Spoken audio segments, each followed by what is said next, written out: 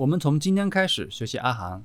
阿含在国内很长时间都不被重视。我们前面讲了12集的宗教史，把教法产生和流变，为什么会有这些误解都捋了一遍。如果我们想真正了解老师的思想，想要在修正上有真实的进步，从阿含入手是非常明智的选择。不少人把阿含贬斥为小，看不上。其实老师讲法原本一味，大小是通过心量和行愿来区分的，而不是你诵什么经就是大成了。我戴个世界首富的帽子就会变富吗？大家好，我是你好阿含，只跟您说不忽悠可实践的正念冥想，何以解忧，唯有阿含。阿含在梵语中叫阿格玛，也叫阿基摩，是圣教传统的意思。南传称之为荆棘部。汉译阿含有4部：禅、宗、真一和杂阿含。其中篇幅短的以止观为主为杂阿含，对应相应部最为重要。杂阿含的杂是什么意思呢？原来很多人解释为杂乱，因为这1362经长短不一，好像也没有什么次序。这里的杂其实是相应的意思，它是有一定顺序的，所以对应南传的是相应部。杂阿含在翻译的时候还出了点问题，中间丢失了几卷，还掺杂了2卷阿育王经。因为瑜伽师地论摄氏分以杂阿含为本母，现在根据瑜伽师地论和吕澄等历代学者勘定，我们把其中的顺序先捋顺。相应就是与5音6路相应，缘起相应，老师及弟子所说相应，道品相应，八众相应。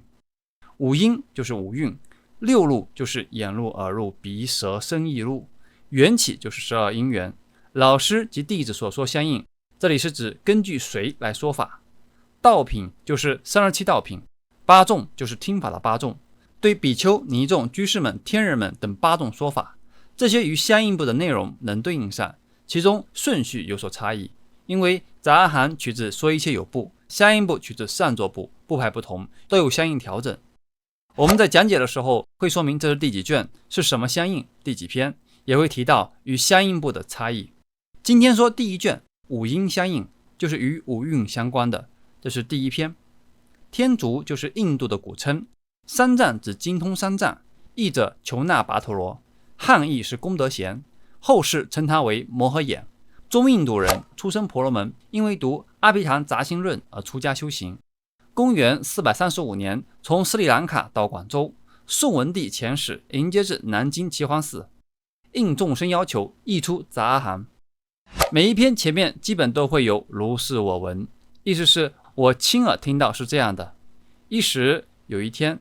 接着是人物地点，在第1次结集的时候，摩诃迦叶和阿难就是这样互问互答的。舍卫国就是焦萨罗国，它的首都是舍卫城，因此也称为舍卫国。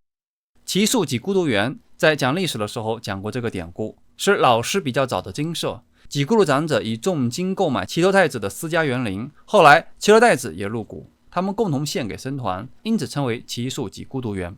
我亲耳听到是这样的，有一天老师在舍卫城祇树给孤独园，世尊是佛，是老师，色和后面的受想行识合起来就是5蕴，5蕴就是集聚的意思。色蕴就是物质的集聚，包括地水火风4大，在内就是这个物质的身体，在外就是这个世界。什么是观呢？观就是专注的观察，经常说止观，因止生定，因观生慧。观察什么呢？观察色蕴的无常，色蕴一直在迁流变化，比如早上起来精神抖擞，一会儿又会饥饿口渴难受疲劳，到了晚上就很疲惫。小时候喜欢蹦蹦跳跳充满活力，大了老了就不爱动了，包括头发、皮肤、肌肉、骨骼，这些都是无常千变的。厌离容易理解成厌恶远离、厌世，这不准确。厌恶是带着不满有烦恼的，通常我们看到漂亮的男男女女，心就跟过去了，这就是喜贪，也叫可爱，就像有绳子把我们捆着拉向这些所缘，没有自由。一旦转换到不净观，看到的是皮肤下面包裹了那一坨屎尿脓血，就像农村的茅坑，一股恶臭，这样就能升起厌离感。这厌离感能切断捆在身上的绳子。这里的厌离更准确是指离欲，腻味了，不再喜欢了，也自由了。当你专注在色蕴无常上时，就能知道这些是不可靠的，这就是正观，就能产生离欲感。我们讲观呼吸16特胜的时候，最后十步是什么？对，观无常、观离欲、观灭、观弃舍，就是这里的内容。这就是正观，这样就能灭除我们的贪爱心，贪爱心去除了，心就解脱了。当时老师告诉诸位比丘，应当观色蕴无常，这样观才是正观。正观能产生离欲，离欲贪爱心就能消尽，贪爱心消尽就是心解脱。苦的根源是什么？就是贪爱，去除了贪爱，心就解脱了。这要落实到我们心上来观察，我们为什么苦？不管是感情上，还是身体上、物质上，或者是人际关系上，根源是什么？是不是贪爱抓取？如果我们能专注观察色蕴都是无常千变的，就能产生离欲，放下贪爱抓取，从欲望的牢笼中解脱出来。并不是让大家无欲无求，对于大部分人来说这做不到，只是当大多数人都追着那些男男女女、包包呀、车呀、房子转的时候，自己的心能安定下来，清楚自己是不是真的需要这些，但也不是躺平。真正的修正是有活力的，目标坚定的，并不是懒洋洋的躺在那里。受就是苦乐忧喜舍这五种受，苦乐指身体的感受，忧喜是指心的感受，舍是不苦也不乐，平平的。我们一天到晚的就在这五种感受中。现在注意一下自己的感受，注意你的肩膀、脖子、腰部、手臂、肠胃，必然有种种受，而且这些受是一直在变化的。想蕴指种种想法、词句的识别，比如你现在能听懂这些词句，看懂这些画面，识别这些颜色，这些都是想蕴。行蕴是指身口意的造作决定，不管你决定看这个视频还是不看，关注还是拉黑，或者计划一会儿打打游戏、打个电话、刷刷朋友圈或者冥想，这些都是身口意的造作，都是行蕴。识蕴是对所有这一切的了别。观受想行识的无常都是一样的，这样观就是正观。正观能产生离欲，离欲贪爱心就能消尽，贪爱心消尽就是心解脱。这些要实实在在去观察，一次只观察一个，基本功要练好，一个练习熟了再观察下一个，直到五蕴的无常都很熟了，贪爱自然就能慢慢消退，就能看到自己过去就像追着骨头的狗一样，拼命的往前赶，莫名其妙。在不进观呼吸的时候，也都来应用这些内容，这些就是正见。讲这些最终目的也是为了得到正定。老师所讲的法重点很明确，也具备操作性，没有讲那些悬而不着边际的内容。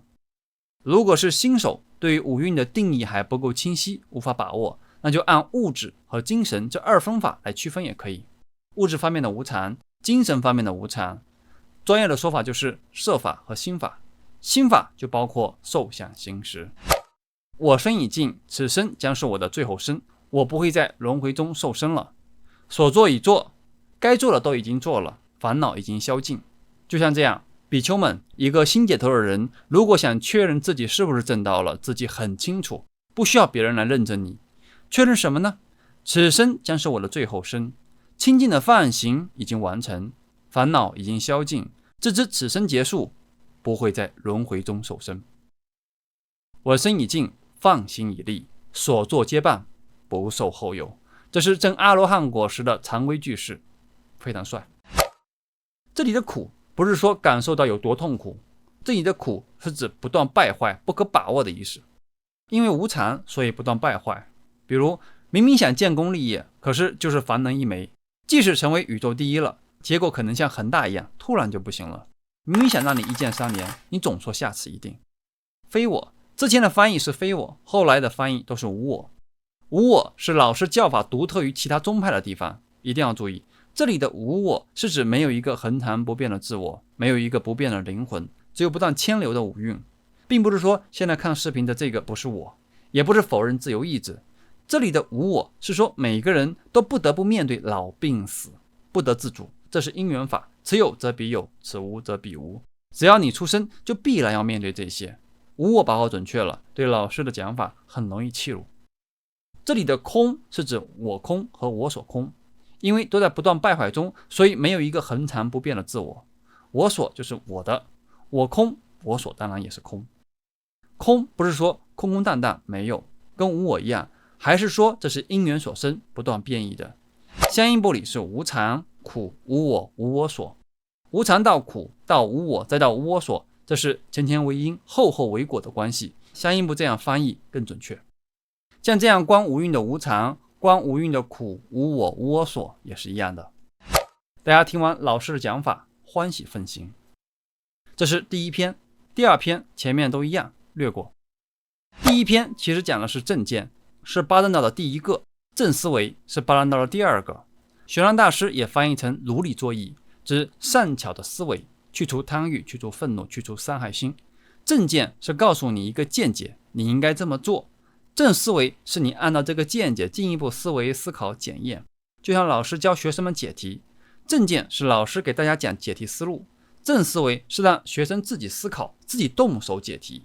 这个过程中要克服遇到的一些障碍和困难，贪欲、愤怒和伤害心就是其中的障碍。比如生活中大家都会遇到一些不如意的人和事，自己很容易越想越气，越想越不平。另外，现在获取各种信息非常方便，有些信息会故意刺激大家的欲望，引发民族、地区间的仇恨和网暴。一些人以为自己在伸张正义，实际上很可能只是被别人当刀使，这些都是不正思维。这里的正思维是指观色蕴无常。我外婆年纪大了之后就特别怕死，有一点点小毛病就去找医生，医生后来被问烦了，只好给她发一些维生素片，告诉她吃了这些病就能好，也挺管用。念死无常就是老师提倡的正思维，我们之前也引导过几回。念死能去除对自我的贪爱执着。怎么念呢？这口气出去，不想让它进来；这口气进来，不想让它出去。生命只是在这一呼一吸之间。试试看，什么烦恼都没有了。记得现在有种种不舒服、病痛、种种不如意，只要这样去思维，一切烦恼都能斩断。正思维之后，内心是安稳的、知足的。对于色蕴，应当正思维，观色蕴无常，对色蕴无常如实了之。为什么呢？对于色蕴正思维，观色蕴无常，对于色蕴无常如实了之的人，就能断除色蕴的欲贪，断除了欲贪，就是心解脱。受蕴无常，不管是身体的触受，想让身体舒服，还是喜欢什么，这些也是无常千变的，仔细观察感受的变化。时蕴无常，我们现在所处的是一个信息爆炸的世界，信息生成的速度远大于我们能摄取的速度。单单只是每年制作的电视剧你就看不完，而且好的电视剧都知道怎么撩拨你的心，那你欲罢不能。如果以猎奇的心态，那知识是无穷无尽的。老师所讲的内容就是直达根本，回到自身，而不是追逐细枝末节。如果能正思维时蕴无常，就知道放舍那些无意的信息、无意的分别。同样，对于受蕴、想蕴、行蕴和识蕴，也应当正思维。比如观时蕴无常，对时蕴无常如实了之。为什么呢？对于时蕴正思维，观时蕴无常，对时蕴无常如实了之的人，就能断除时蕴的欲贪，断除了欲贪，就是心解脱。其他部分都是一样的，就略过去了。这两篇把修正的方法说得非常明确。首先要建立正见，正见就是五蕴是无常的、苦的、无我的。以这样的正见去观察，就能产生离欲、爱欲消尽，心解脱。进一步如理作意，在日常生活中观察思维，去除爱欲烦恼，加上对正见的理解和认识，目的都是一样的，离欲、爱欲消尽，心解脱，最终都是为了去除烦恼。这就是阿含的为道。老师所讲的法非常朴素，也非常理性。宗教都是追求来世的快乐，但来世你无法验证，空口无凭。老师所教授的方法，你按照这样去练习，能得到的是解脱，是今生就能得到快乐。今天的第一、第二篇就讲到这里，感恩老师，感恩诸位阿罗汉，感恩大家花时间培养正见和正思维。欢迎大家关注公众号你好阿含，只跟您讲不忽悠，可实践的正念冥想，何以解忧，唯有阿含。欢迎点赞、转发、关注、充电，把视频传播给更多的人，会让您平安吉祥，一切顺利。谢谢。